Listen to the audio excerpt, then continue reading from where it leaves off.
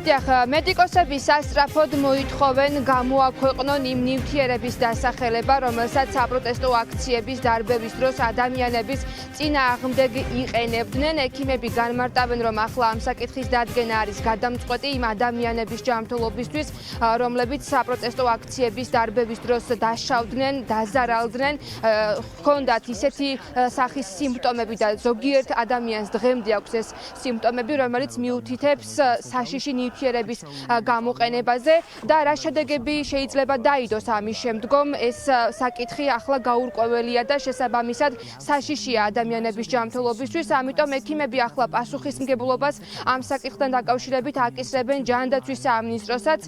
მოითხოვენ, რომ ჯანდაცვის მინისტრმა დატოვოს თანამდებობა, გადადგეს, რადგან იმ დროს, როდესაც რასაც ადასტურებს მაგალითად ირაკლი კოპახიძე, რომ გამოყენებული იქნა რაღაც ტიპის ნივთიერება, არ გატარდა შესაბამისი პრევენციული ღონისძიებები, არ გააფრთხილეს საზოგადოება, ხალხი, მედიკოსები იმისთვის, რომ შესაბამისი მკურნალობა გაეწიათ. ამიტომ რა შედეგები შეიძლება მოიტანოს ამ ადამიანების ჯანმრთელობისთვის, ეს ჯერ კიდევ დაუდგენელია. ამავდროულად ექიმები საუბრობენ საერთაშორისო დანაშაულზე, ეს არის ადამიანების მიმართ ჩადენილი საერთაშორისო დანაშაული, ამიტომ ფიქრობენ, რომ ახლა ამ საკითხით უნდა დაინტერესდეს საერთაშორისო გამოძიებაც.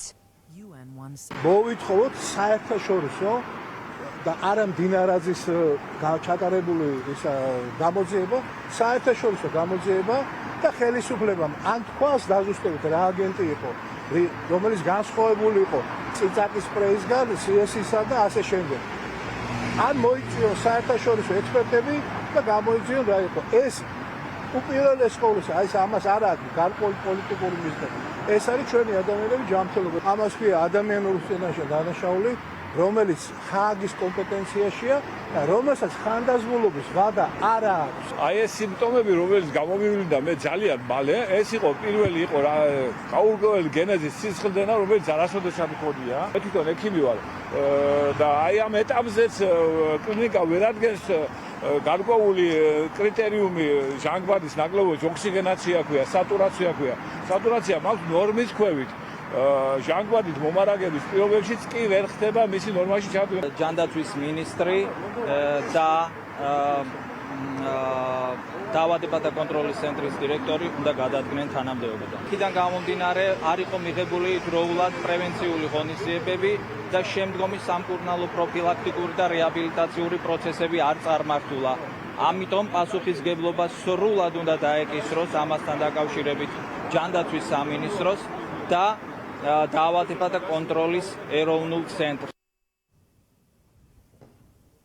რით მოწამლეს ხალხი რა ტიპის ნივთიერება გამოიყენეს, რატომ არ საუბრობს ამის შესახებ ქართული ოცნება, ამასთან დაკავშირებით საკუთარი ეჭვები და ვარაუდები აქვთ სპეციალისტებს, მედიკოსებს და ამ ეჭვებს უღრმავებთ სწორედ ის გარემოება, რომ ქართული ოცნება ახლა საგულდაგულოდ ცდილობს დამალოს იმ ნივთიერების წარმომავლობა და დასახელება, რომელიც გამოყენებული იქნა გასულ წელს ნოემბერ-დეკემბერში ადამიანების დარბევის დროს. მედიკოსები ამბობენ, რომ ეს რთულ შედეგებს მოიტანს ადამიანების ჯანმრთელობისთვის, ამიტომ თუ კი მათ გააჩნიათ პასუხისმგებლობა და გრძნობენ ამ პასუხისმგებლობას, უნდა გადადგან ნაბიჯი, ქართულ ოცნებას გულისხმობენ და გამოაქვეყნონ იმ ნივთიერების დასახელება, რომლის გამოყენების დასტურიც უკვე საზოგადოებას, მათ შორის მმართველი პარტიის ლიდერებისგან აქვს.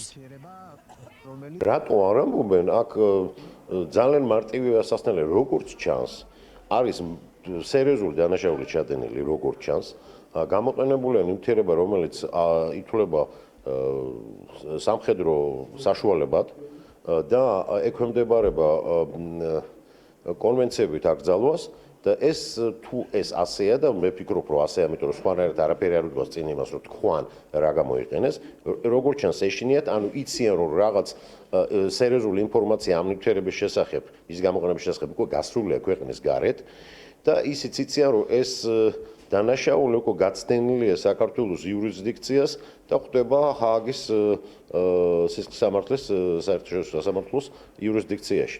და ამ ტიპის დანაშაულს არც ხანდაზმულობა აქვს, არც რაიმე სხვა, ანუ ეს დანაშაულად რჩება და როგორც წესი დინამიკა გვეუბნება იმას და ისტორია, რომ ასეთი დანაშაული ყოველთვის იჯდება. ჯანდაცვის სამინისტროს გამოქვეყნებინა ნივთიერების შემადგენლობა და რეკომენდაცია ყოფილიყო ექიმებისთვის, როგორ უნდა მოგვევლო ამ მისანა პაციენტებისთვის.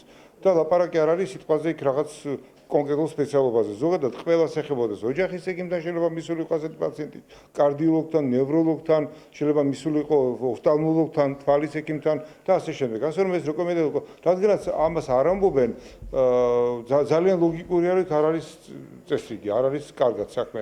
და ეს კიდევ უფრო გვაშფოთებს ჩვენ.